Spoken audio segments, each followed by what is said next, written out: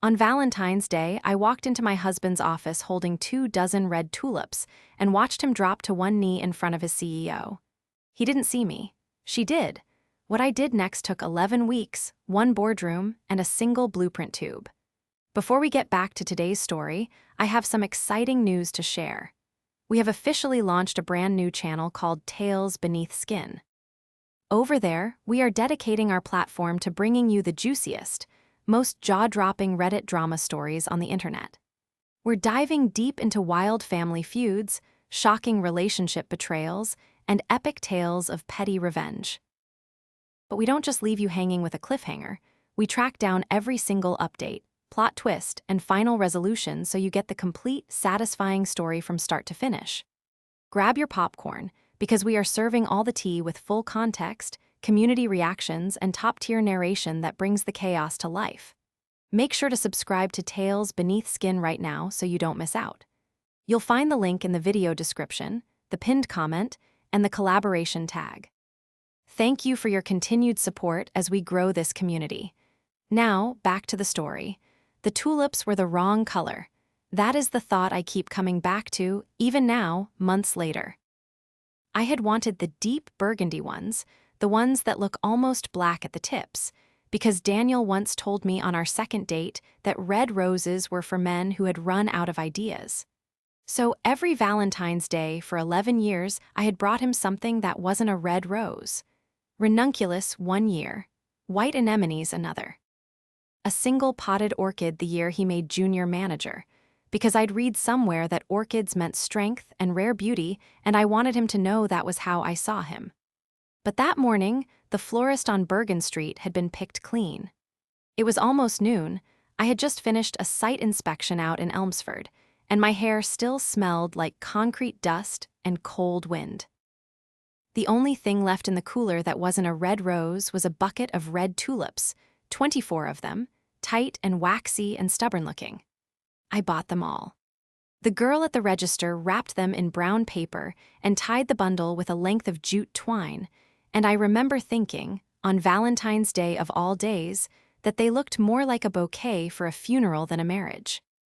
I drove into the city with the tulips on the passenger seat and my father's old leather blueprint tube in the footwell behind me. I don't go anywhere without that tube. I've been told it's a quirk. My father, who spent 41 years as a structural engineer and dropped dead in his own kitchen at 63, gave it to me the week I graduated. It's the color of a saddle worn soft, with a brass cap and my initials burned into the strap. LB inside on any given day are the rolled plans I'm currently working on. That morning, it held the load calculations for a retail podium down in the financial district, a building called Halcyon Tower North. My firm had been quietly retained the week before to review the structural filings, and my name was on the review team. Daniel didn't know that. There was no reason he should have. My work and his work rarely overlapped, and when they did, we had a rule about not talking shop at home. Firewall, he used to call it. We're the firewall. I parked in the paid lot across from the Halcyon building at 12 minutes to 1. I sat in the car for a moment and looked up. 22 stories of black glass and brushed steel, with the company's logo, a stylized H that looked, if you squinted, like the top of a suspension bridge, mounted above the revolving doors. Daniel had worked there for almost 6 years, VP of operations for the last 2. He used to come home talking about his CEO the way children talk about a favorite teacher. Vivienne says, Vivienne thinks. Vivienne wants me to sit in on the acquisitions call. At first I had liked it, the way he lit up. I had even encouraged it. My husband being seen, finally, I picked up the tulips. I left the tube in the car. That is one of the small things I will spend the rest of my life turning over in my mind. If I had taken the tube up with me, if he had seen it slung over my shoulder the way he had seen it 1,000 times before, would he have paused? Would some part of him have remembered the whisper before the crack? The lobby was full of couples, delivery men with balloons, a woman crying quietly into a phone by the elevators.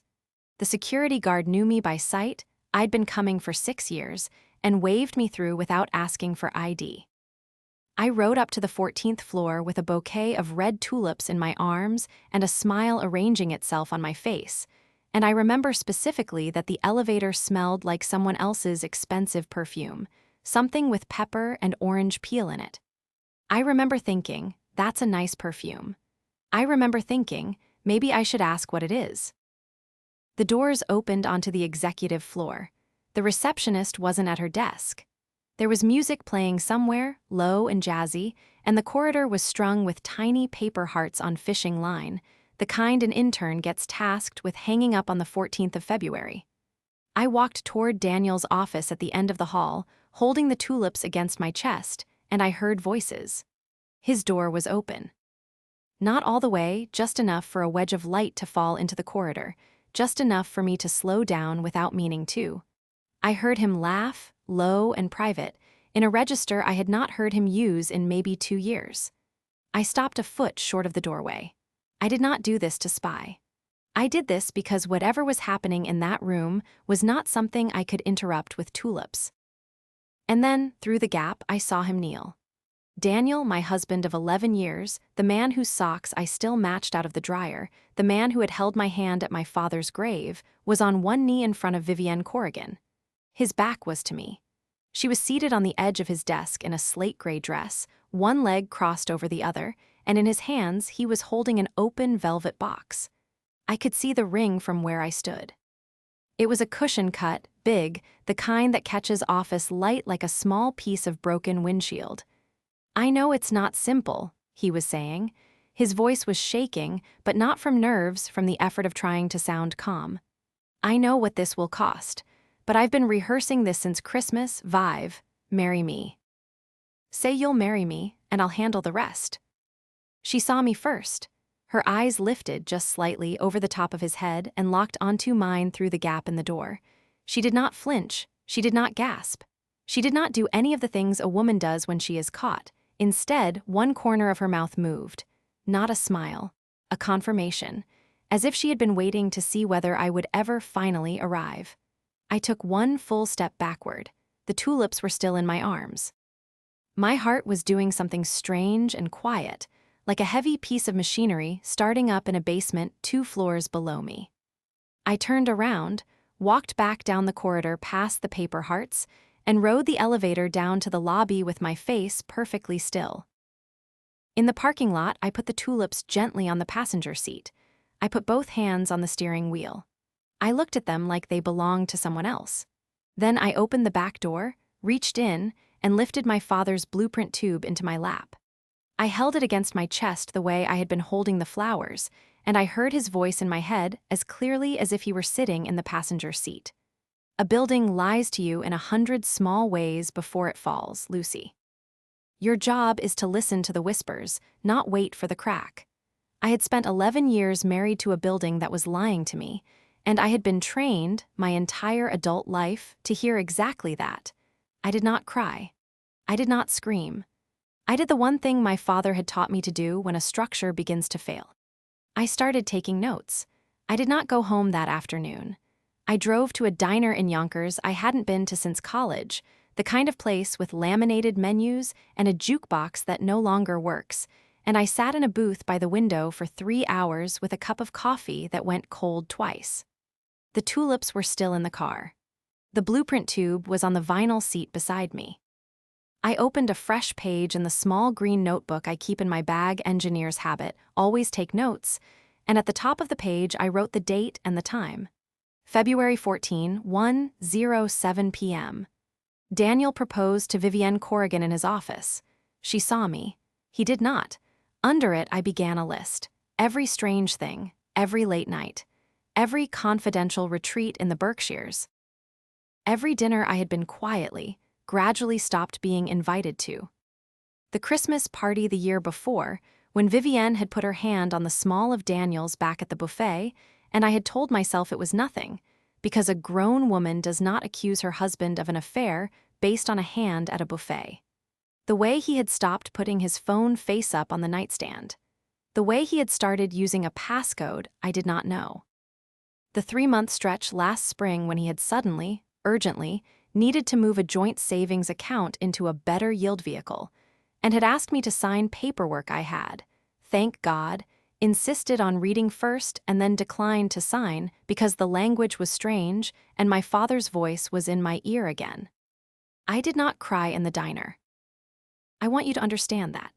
I did not cry until I was in my own driveway at 6:30, and even then it was one hard, dry sob, more like a cough, before I pulled myself back together and went inside. He came home at 9. He was carrying takeout from the Thai place we like, and a bottle of the wine I always order, and he was wearing the same tie I had knotted for him that morning, and he kissed me on the temple the way he had for 11 years and said, "Happy Valentine's, Luce." I'm sorry I'm so late. Vivienne dumped a whole compliance mess on me at 4. I looked at him, he looked at me, and I made in that instant a decision that surprised me. I smiled. "It's okay," I said. "Come eat. I got you tulips but they're in the car. I'll grab them later." His face did something. Not much, a flicker gone so fast I almost missed it. He set the takeout down on the counter and rolled his sleeves up and said, "Tulips, what happened to the ranunculus?" And I told him easily, the florist was picked clean, it was tulips or nothing, and he laughed, and I laughed, and we sat down and ate pad see ew off the good plates like two ordinary people at the end of an ordinary Tuesday. He did not ask why my eyes were red. He did not notice.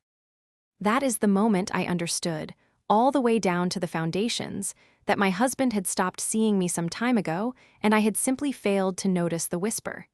He got a phone call at 10 past 10. He took it in the garage.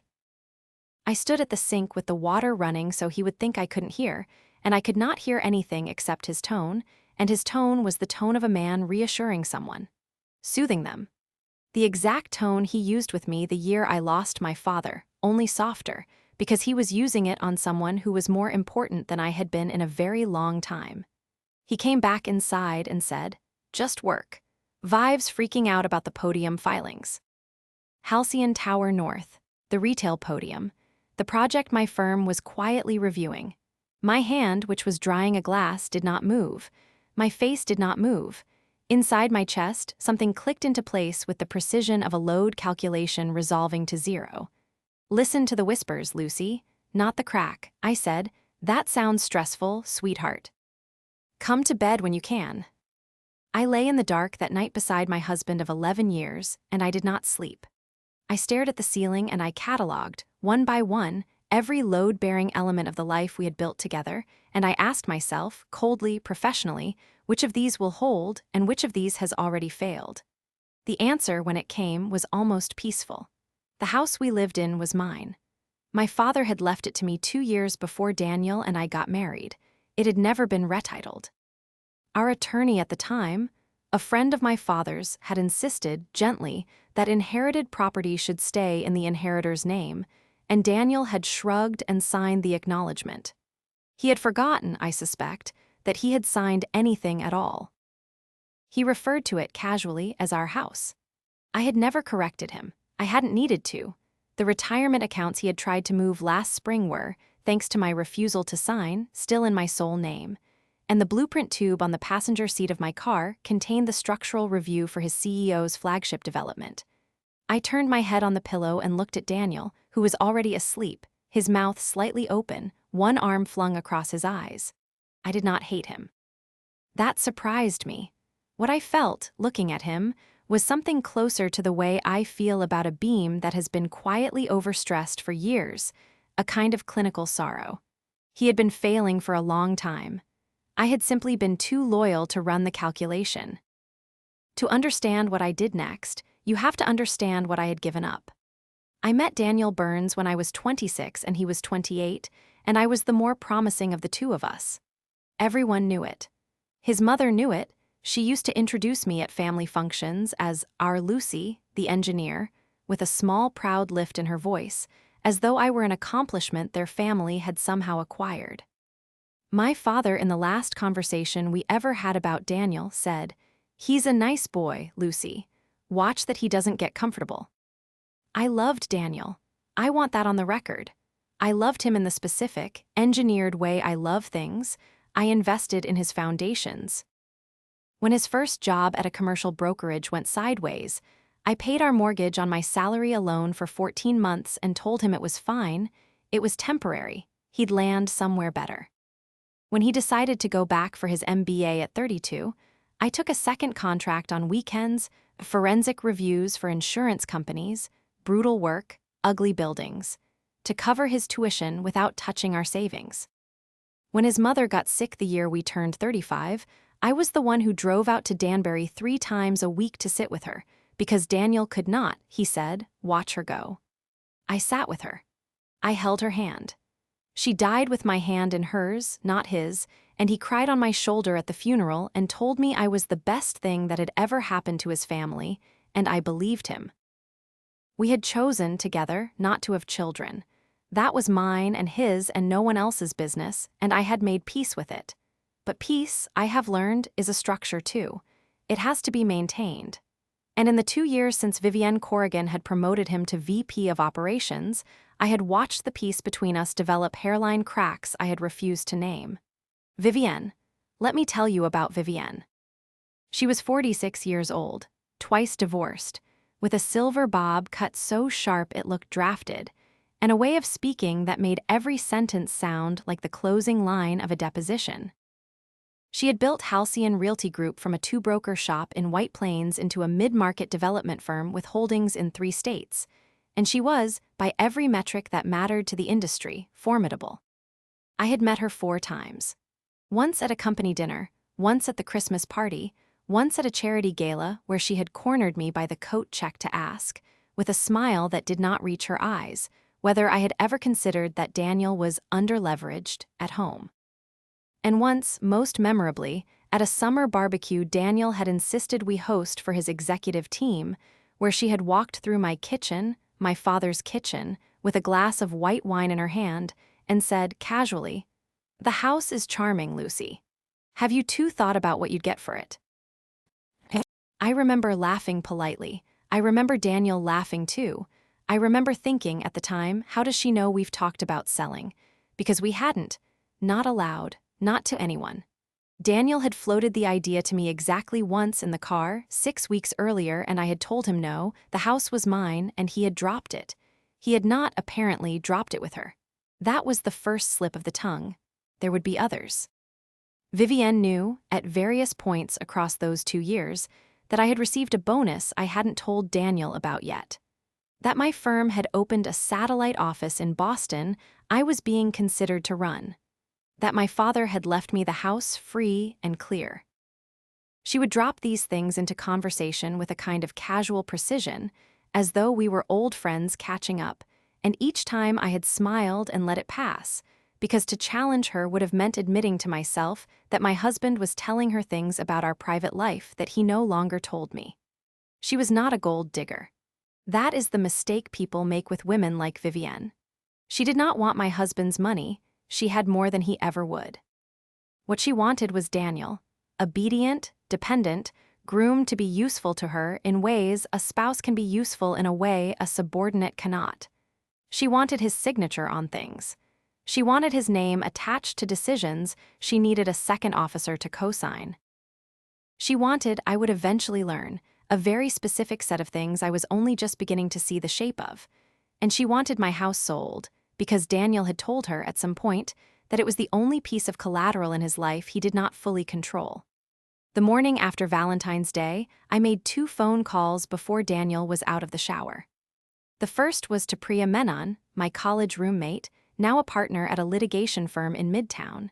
I said, "Priya, I need a quiet conversation, not as friends, as client and counsel." She said, "When and where?"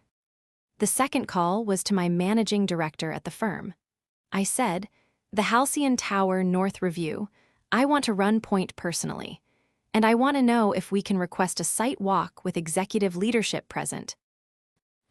He paused. He said, "Lucy isn't your husband." "Yes," I said, "which is exactly why I need to be the one who signs the report." He was quiet for a long moment. Then he said, "Understood, I'll set the meeting." I hung up the phone.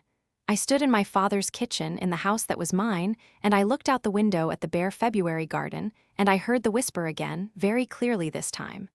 100 small ways, Lucy. 100 small ways before it falls. I had heard 99 of them. I intended to be the 100th.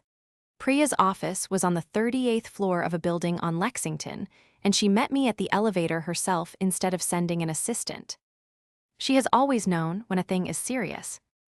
She hugged me once, briefly, hard, and then she was all business: a legal pad, 2 pens, a pitcher of water, and the door closed behind us. "Tell me everything," she said. "From the tulips." I told her. It took an hour. She wrote almost nothing down for the first 40 minutes, which is how I knew she was really listening. When I finished, she capped her pen and said, "Lucy, before we get into strategy, I need you to answer 3 questions honestly. Do you want the marriage? Do you want the house? Do you want her stopped?" I thought about it, longer than she expected. "I don't want the marriage," I said. "I've been alone in it for a while, I just didn't have the language." "The house?" "The house was never his." "And her?" "I want her stopped," I said. "Not because she took him. She didn't take him. He handed himself over. I want her stopped because she has been quietly using my husband as a signature, and I think she's using him on things that are going to hurt people." Priya nodded once slowly. "Say more about that last part." I opened my father's blueprint tube and slid the Halcyon Tower North filings across her desk. She read for 6 minutes without speaking. Then she looked up at me over the rim of her glasses. "Lucy," she said, "are these signed off by Daniel?" Daniel is listed as the executive sponsor. The engineer of record is a firm in New Jersey I've never heard of. And the load calculations on page 14 are Priya. They're not wrong exactly. They're rounded.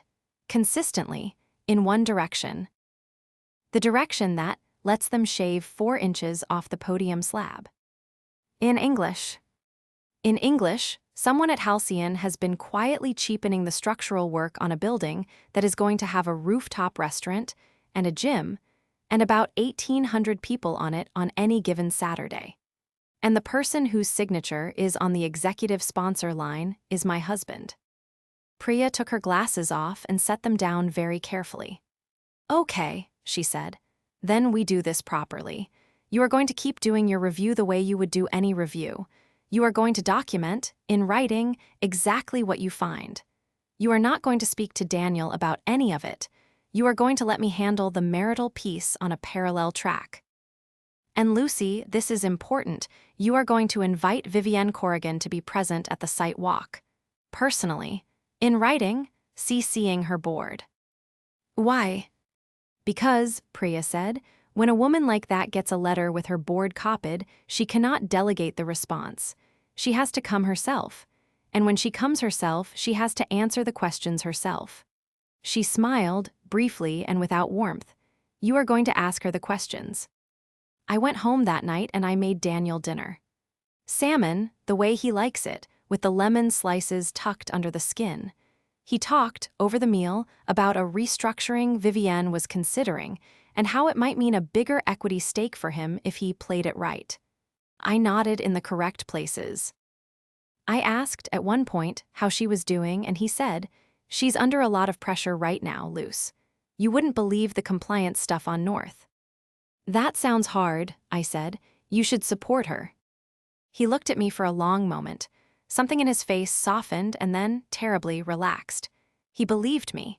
He believed in that instant that I was still the woman who had paid his mortgage for 14 months and driven to Danbury 3 times a week. He believed I would keep holding the beam up while he walked out from under it. I let him believe it, for 11 more days. I ran the review. I made phone calls. Priya, working quietly, pulled Halcyon's incorporation history and found a shell subsidiary, Corrigan Vale Holdings, that owned a small but decisive slice of the New Jersey engineering firm that had signed the drawings. Vivienne's second marriage, the one she never talked about, had been to a man named Peter Vale. Peter Vale's sister, Lena, still held nominal shares in the shell. Priya reached out to Lena on a Tuesday. Lena called back on a Wednesday. Lena, it turned out, had been waiting 7 years for someone to ask. "She did this to my brother, too," Lena told me on the phone, her voice tired in a way that I recognized. "Wrapped him up in her business. Got his signature on things he didn't understand. When it fell apart, his name was on all of it and hers wasn't on any of it." He drinks now, he lives in Delaware, he won't take my calls.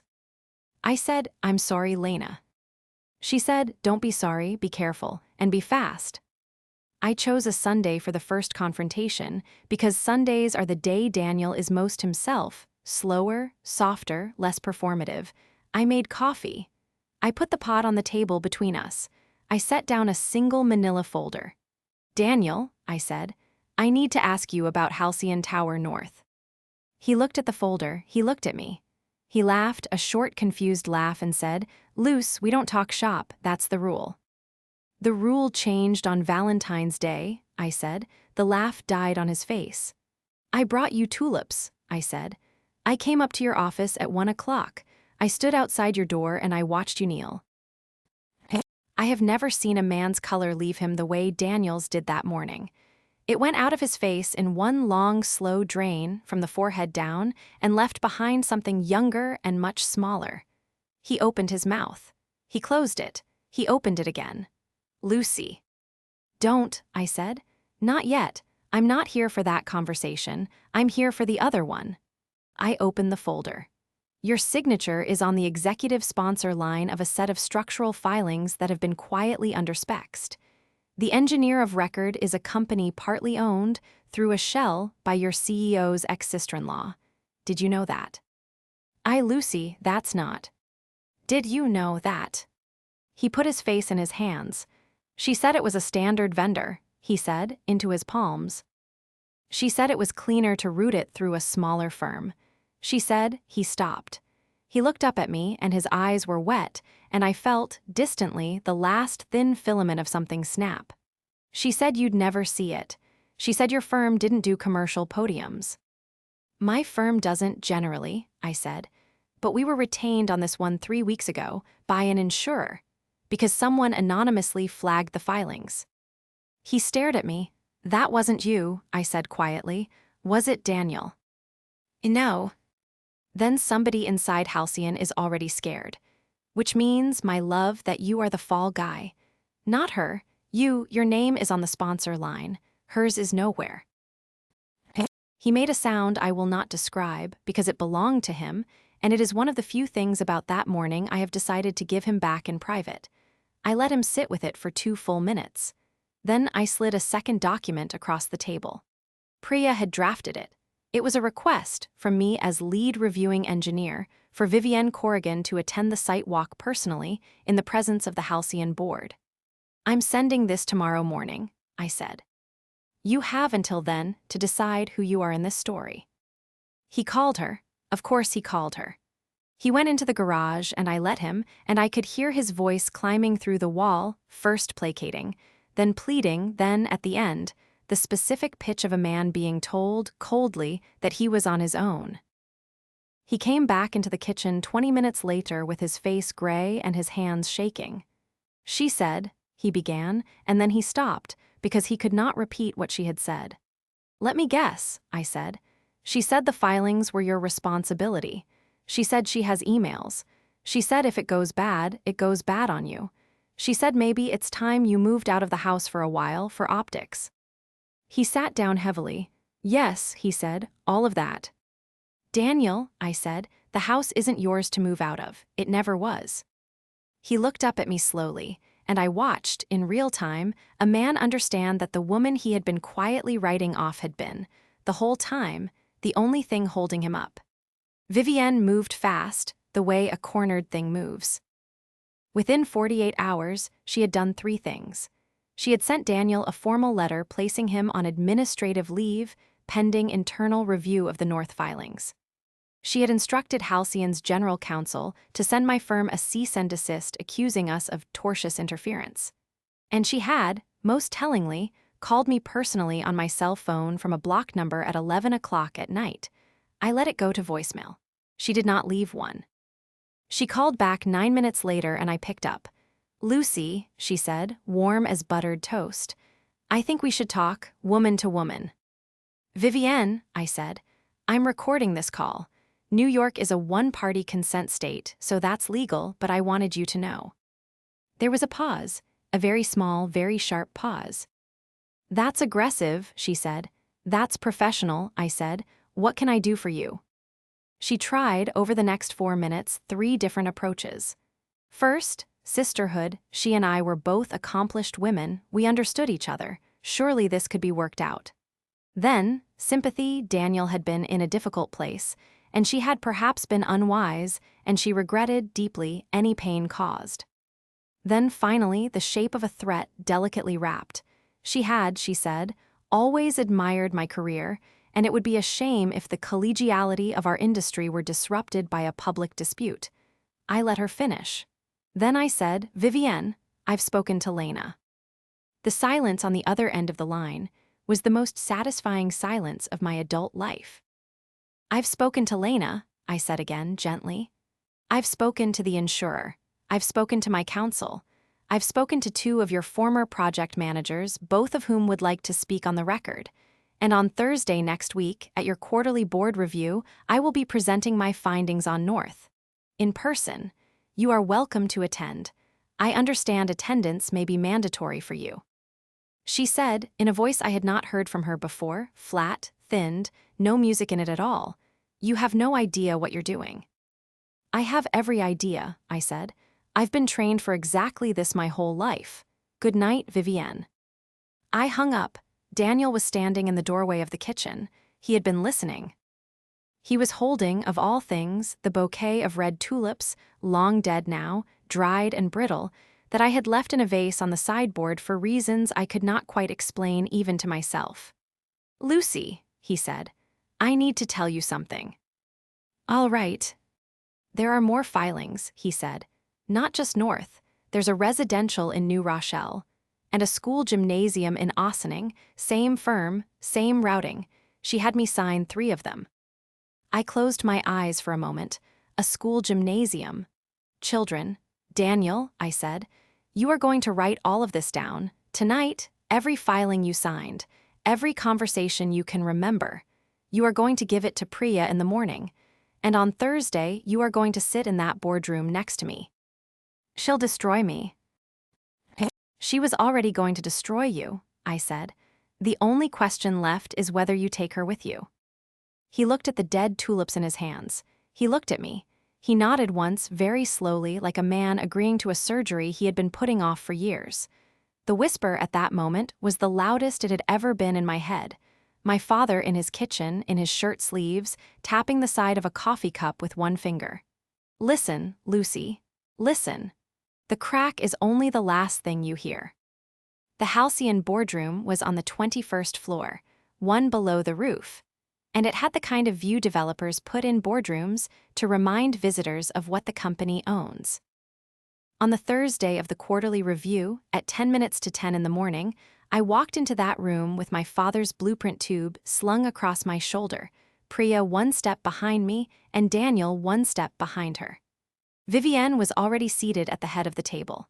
She was wearing charcoal. Her silver bob was cut a 1/4 inch shorter than I remembered. She did not look at Daniel. She looked at me, and she smiled the small, precise smile of a woman who has decided, in advance, that she cannot be embarrassed. The board, 7 of them, 6 men and 1 woman, looked up from their folders. The general counsel, a man named Rothwell whom I had never met, half rose and said, Ms. Burns, I'm not sure this is. She was invited, said the board chair, a tired-looking man named Halloran. By me, after a letter from her firm. Sit down, David. I set the blueprint tube on the table. I did not open it yet. I took out, instead, a single-page executive summary Priya and I had prepared, and I slid 7 copies down the length of the table. I let them read. I did not speak for 4 minutes. When I did speak, I spoke the way I had been trained to speak in front of a room like this, flat, technical, no adjectives. The structural filings for Halcyon Tower North, I said, have been underspecified on the podium slab by approximately 14% of required load capacity. This is not a rounding error. It is a consistent, one-directional deviation across 4 independent calculations. The engineer of record is Meridian Structural of New Jersey. Meridian Structural is 31% owned, through Corrigan Vale Holdings, by a shell entity controlled by Ms. Corrigan's former sister-in-law. 2 additional Halcyon projects, a residential in New Rochelle, and a public school gymnasium in Ossining, appear to have been routed through the same firm under similar parameters. My firm has notified the relevant insurers. My counsel has notified the state licensing board and, as of yesterday afternoon, the district attorney's office in Westchester County. I paused. I looked at Vivienne. The executive sponsor on all 3 filings is Mr. Daniel Burns, I said. Mr. Burns is prepared to cooperate fully with the investigations. He has already submitted a sworn statement to my counsel, a copy of which has been provided to Mr. Halloran this morning. The room did not erupt. Boardrooms almost never do. What happened instead was quieter and worse for Vivienne. 7 people, at almost the same moment, turned their heads to look at her. She held it very well. I will give her that. She said, "This is a coordinated attempt by a scorned wife to damage this company. Mr. Halloran, I would ask you to." "Vivienne," said Halloran in a voice like something closing, "there's a woman on line too. Her name is Lena Vale. She has been on hold for 11 minutes. She has asked to address the board." Vivienne's mouth opened. It closed. It opened again. Nothing came out. Halloran pressed the button on the conference phone. Lena's voice, tired and clear, filled the room. "Good morning," she said.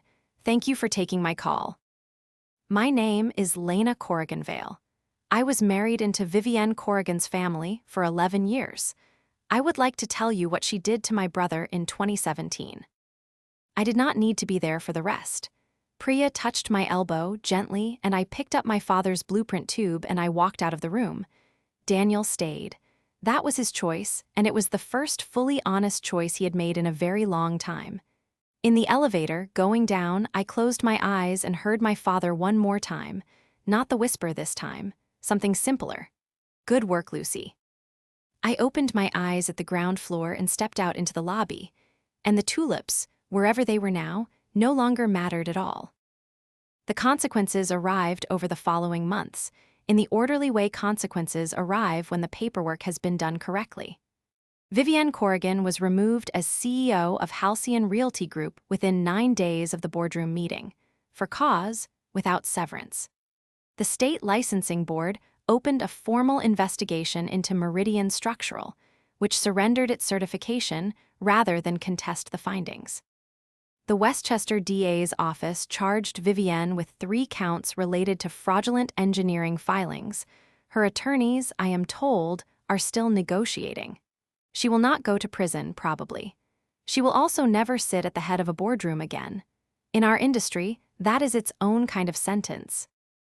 The school gymnasium in Ossining was closed for a full structural retrofit before a single child sat under that roof. That, more than any of the rest of it, is the thing I let myself feel proud of. Daniel resigned from Halcyon the same week Vivienne was removed. He cooperated with the DA. He was not charged. He moved, at my quiet request, into a small furnished apartment in Tarrytown, and we filed for divorce in April. The papers were unremarkable. He did not contest the house. He could not have, it had never been his. We met once in June in a coffee shop near the train station. He had lost weight. His hair had gone gray at the temples in a way that would have looked distinguished on a different man. He said, over a coffee neither of us drank, "Lucy, I am so sorry. I don't expect anything. I just need you to know that I know." I looked at him for a long moment. "I believe you," I said, "and I forgive you, not because you've earned it, because I don't want to carry it." He nodded. He cried, a little quietly the way a person cries when they have finally stopped performing. We did not hug when we parted. We shook hands, which struck me at the time as strange and later as exactly right. He walked one way down the street and I walked the other, and I did not look back, and neither, I think, did he. I still live in my father's house. I repainted the kitchen in May, a soft green, the color of the inside of an unripe apple, which my mother used to say was the color of beginnings. My managing director, true to his word, offered me the Boston satellite in September. I turned it down. I have decided, for now, that I would like to stay exactly where I am. The blueprint tube sits on a hook by the door where my father used to hang his. Sometimes, at the end of a long day, I run my thumb over the burned initials on the strap, LB, and I remember him at his kitchen table, tapping a coffee cup, telling a girl of 11 that a building tells you the truth long before it falls, if you know how to listen. I listened in the end. Late, but not too late. That, I have decided, is enough.